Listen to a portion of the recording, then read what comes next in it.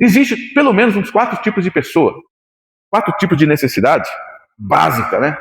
É claro que existe muito mais, mas eu vou falar de 4 básicas aqui, do que e por que as pessoas buscam socorro para si. Existem as pessoas que buscam, eu vou falar na Bíblia, mostrar na Bíblia para os irmãos como isso é verdade. Pessoas que buscam a Deus somente nos dias da sua necessidade. Vinícius acabou de ler aqui sobre os 10 leprosos em Lucas 17. E vai até falar sobre eles também. Eles estavam 10 pessoas leprosas, 10 homens leprosos. Não tinha quem pudesse os ajudar. O médico não tinha solução. Medicina da época não tinha solução. Os curandeiros da época não tinha solução. Quem fazia lá simpatia, quem fazia lá uma reza, não tinha solução. Eu acredito que eles poderiam ter buscado em tudo quanto é lugar. Tal pessoa lá faz uma simpatia, vamos lá buscar. Chegar lá, ser decepcionado, porque não pode ajudar. Tal pessoa lá tem um remédio, passa um produto lá, um remédio, vai sarar. Não foram curados. Tem um médico lá que ele atende, a consulta dele é X e ele pode nos ajudar. Também não puderam ajudar. Quem sobrou para eles buscar? Quem? Jesus. Por quê? Eles foram até Jesus. Porque ouviram falar. Como que gera fé em nós? A verdadeira fé, não essa fé do mundo aí. A fé do mundo é fé natural. É uma fé hipócrita. Mas a fé verdadeira que agrada a Deus, qual que é? A fé que vem pelo ouvir a palavra de Deus. O apóstolo Paulo ensinou para nós. Ora, a fé vem pelo ouvir e ouvir a palavra de Deus. Então essa é a fé genuína. Ouviu a palavra de Deus. A palavra de Deus foi transparente com você. Te mostrou o caminho. Te acendeu algo lá dentro por ter ouvido. E você ouviu e creu, gerou a fé. Essa fé verdadeira gerada vai gerar o resultado. Então esses 10 leprosos ouviram falar de Jesus. E eu acredito, porque eles viviam em comunidade separada, isolada da sociedade, e eu acredito que entre esses 10 teve um diálogo entre eles. Eles falaram, olha, Jesus de Nazaré pode curar. Eu tenho ouvido, e outros falaram, eu também ouvi. Eu também ouvi que ele curou tal pessoa, curou cego, curou paralítico, curou mulher com fluxo de sangue, curou isso. Então eles ouviram falar da fama de Jesus, gerou fé. Jesus é a própria palavra de Deus em pessoa. Aí sim eles foram até Jesus e chegaram em Jesus e gritaram de longe, mestre, se quiseres, pode nos tornar limpos. O que Jesus respondeu? Qual que é a vontade de Deus? Boa, perfeita e agradável. Jesus simplesmente respondeu, quero, sejam limpos. E disse que Jesus falou para eles, agora vão até os sacerdotes, se apresentem e recebam lá o ritual da purificação, que era um costume da época. E eles, indo, já automaticamente começaram a ficar limpos. 10 deles se encontraram sem a lepra e ficaram felizes. Mas só um ficou grato. Um voltou e agradeceu. Né? Então, um tipo de pessoa que busca o Senhor. Pessoas que têm doenças na saúde física, necessidades. Um outro tipo de pessoas que buscam o Senhor. Por exemplo, Nicodemos, a doença dele não era no corpo, não era uma lepra, por exemplo. Não era uma cegueira, mas era na alma. A alma aflita daquele senhor maduro, veterano da fé, príncipe da sinagoga, o principal dos judeus. Em um determinado momento da vida, à altura da sua maturidade, ele foi de noite ter com Jesus. Por que ele foi de noite ter com Jesus? Existem várias explicações, mas eu penso que uma delas, de noite, naquele tempo, 2000 anos atrás, não tinha iluminação pública, e ele usou aquela escuridão como ele poder se esconder, camuflar da sociedade, das pessoas que o conheciam, e ele foi com aquela vergonha, com aquela barreira espiritual, com aquelas barreiras religiosas, ter com Jesus de noite. E chegou até Jesus já falando assim, olha mestre, sei que és vindo da parte de Deus, porque ninguém poderia fazer os sinais que tu fazes se não fosse enviado de Deus. Jesus já foi rápido e rasteiro. Pum! Jesus não deu assunto. Jesus já respondeu na hora que estava lá dentro dele.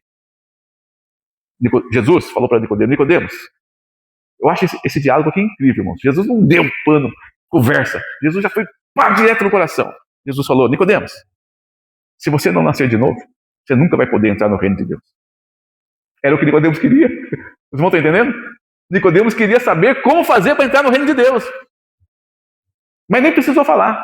Jesus, na hora, Nicodemos, se você não nascer de novo, não poderá entrar no reino de Deus. Aí ele falou, Senhor, nascer de novo? Como assim? Como eu vou poder voltar para o ventre da minha mãe e nascer de novo? Jesus falou, nascer da água e do Espírito, nascer do arrependimento, nascer das quebras de tradições religiosas, nascer do seu conteúdo acadêmico, nascer do seu conteúdo religioso que está armazenado de você e receber só a palavra de Deus. Tem pessoas que querem conhecer a Deus e buscar a Deus com todas as bagagens, parafernálias religiosas. Não tem como. Só vai conhecer através da pregação da palavra de Deus. Que leva tempo, que leva investimento, que leva dedicação. Tem pessoas aqui que quanto tempo não lê a Bíblia? Quanto tempo não ouve a mensagem da pregação do Evangelho? Aí quer conhecer a Deus? Como? Para a gente conhecer de economia, tem que pegar um caderno de economia, tem que ir para a faculdade de economia, tem que estudar, não é? Para entender de futebol, pelo menos, tem que assistir o jogo, tem que, às vezes, comprar uma revista, ver os comentários que tem esportivos. Para a gente conhecer de Fórmula 1, por exemplo, tem que assistir todo domingo, aprender, escutar, ver, às vezes ler alguma coisa, pesquisar. Qualquer tipo de assunto tem. Hoje, com a internet aí, dando tanta informação, quero aprender a fazer bolo, por exemplo. Não sei fazer bolo, nunca fiz. Vai lá, dá pesquisa na internet, você vai aprender a fazer o bolo. Então tem que ter investimento. Então, para entender até de bolo, tem que pesquisar, se dedicar, investir tempo. E para conhecer a Deus. Do mesmo jeito. Conhecer o coração de Deus, conhecer a essência, o caráter, a vontade, o que Deus pensa das coisas, o que Deus pensa das nossas atitudes. Como que a gente vai conhecer tudo isso aí? Não é através de um guru, não é através de algum espiritual, aí, um espiritualista ou algum intermediador, não, é nós mesmos e Deus. A melhor fonte é aqui, ó. A melhor fonte é essa. Não tem erro, não tem engano, não tem variação, não tem mais ou menos, não tem eu acho, não tem achismo. É o que é o que está escrito. É o que Deus está acabando de dizer. Me busque enquanto se pode achar. Invoque enquanto eu estou perto. Outro tipo de pessoa, eu falei dos que têm necessidades de doença, dos leprosos, falei de Nicodemos que tinha necessidade da alma. Outro tipo de pessoas que têm problemas financeiros, também buscam a Deus. Já tentei de tudo, minha vida não vai, necessidades financeiras, escassez, tal. Fiquei sabendo que existe aí uma palestra, que existe um congresso, que existe aí uma campanha. Eu fiquei sabendo que existe alguma coisa e que Deus pode me ajudar. Até vi alguns versículos bíblicos que falam do assunto. É verdade, tem também esse convite. Mas são pessoas que vão até Deus, às vezes, buscar só o pão. Mas depois, Jesus falou certa vez para algumas pessoas, em João capítulo 6, 26, Jesus falou, vocês me buscam somente pelo pão que comem.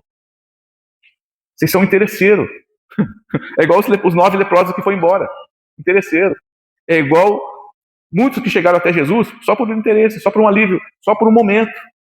Só quando as coisas estão azedas, só quando a coisa está ruim. Não, nós temos que buscar o Senhor todo o tempo que se pode achar. Todo o tempo que estamos disponíveis. Todo o tempo que nós estamos com a oportunidade de buscá-lo. Às vezes a gente fala aqui na igreja, vira até um costume, né? Ah, irmãos, que bom que eu estou aqui, que bom que nós estamos aqui. Poderíamos nós estarmos nessa hora no hospital, internado, lá entubado, é verdade. Mas não estamos com disponibilidade. Ah, mas eu não vou perder meu tempo. Nós já conhecemos pessoas que falam assim, eu não tenho coragem de ir para a igreja, ficar 2 horas sentado lá escutando o pastor falar. Eu tenho mais o que fazer. Ah, não tenho paciência. Ah, não sei o quê. Não é assim as pessoas? Por quê? Porque estão bem, porque estão tranquilos, porque estão tudo certo, as coisas estão fluindo, tudo maravilha. Mas deixa vir uma necessidade para ver. Ainda bem que Deus não é como os homens. Ó o que eu vou ler agora, quer ver? Ó? Porque se Deus fosse como os homens, nós estávamos perdidos. Deus ia esnobar as pessoas, quando as pessoas viessem buscá-lo. Ele ia falar assim, agora você vem me buscar? Agora está tudo difícil? Ele não esnoba. Os homens esnobam. Não é verdade? Porque os pensamentos dos homens são diferentes dos de Deus. Olha no versículo 8, ó. Os meus pensamentos, Deus está falando, os meus pensamentos não são os vossos pensamentos, nem os vossos caminhos são os meus caminhos. 9. Porque assim como os céus são maiores, mais altos que a terra, assim também os meus pensamentos, meus caminhos, mais altos que os vossos caminhos. Os meus pensamentos, mais altos que os vossos pensamentos. Deus não pensa como os homens. Os homens são vingativos. Os homens são ingratos. Os homens esnobam. Os homens rejeitam. Os homens julgam rápido. Sem se pôr no lugar da pessoa. Sem empatia. Ah, não quer saber? Então, se vira. Ah, não quer saber? Problema seu. Ah, não quer saber? Então que pereça. Mais ou menos assim os homens pensam. Mas Deus não é como os homens. Os pensamentos de Deus não é como os nossos pensamentos. Os caminhos de Deus não são como os nossos caminhos. Deus está num nível muito maior de bondade. Né? Mas temos que tentar imitá-lo. E se esforçar muito para isso, porque não é fácil. É uma jornada, é um sacrifício da nossa parte. Eu vou me esforçar o máximo que eu puder para tentar me assemelhar com Deus, que é o meu Pai. Como? Me opondo à carnalidade de fazer o que é ruim e mal. Mas Deus ele nunca fica ruim, Deus nunca fica mal. Ele está sempre preparado, pronto, receptivo, querendo até que o ímpio se converta. Não é que nós lemos aqui? Quer ver? O Senhor fala que não tem prazer. Ele quer que o ímpio se converta dos seus maus caminhos. Ó, versículo 7. Deixe o ímpio o seu caminho, e o homem maligno os seus pensamentos, e se converta ao Senhor, que se compadecerá dele, e torne para Deus, que é grandioso, em perdoar. Às vezes as pessoas pecam contra nós, ofendem a nós, nós não quer perdoar. Mas Deus não é assim. Às vezes nós demoramos um tempão. Não, Deus é rápido, na hora. Sabe? É a oportunidade. Senhor, me perdoa. Agora. O que é pedir perdão? É se arrepender. O que é se arrepender? Se converter, se mudar, deixar o seu caminho. Não praticar mais.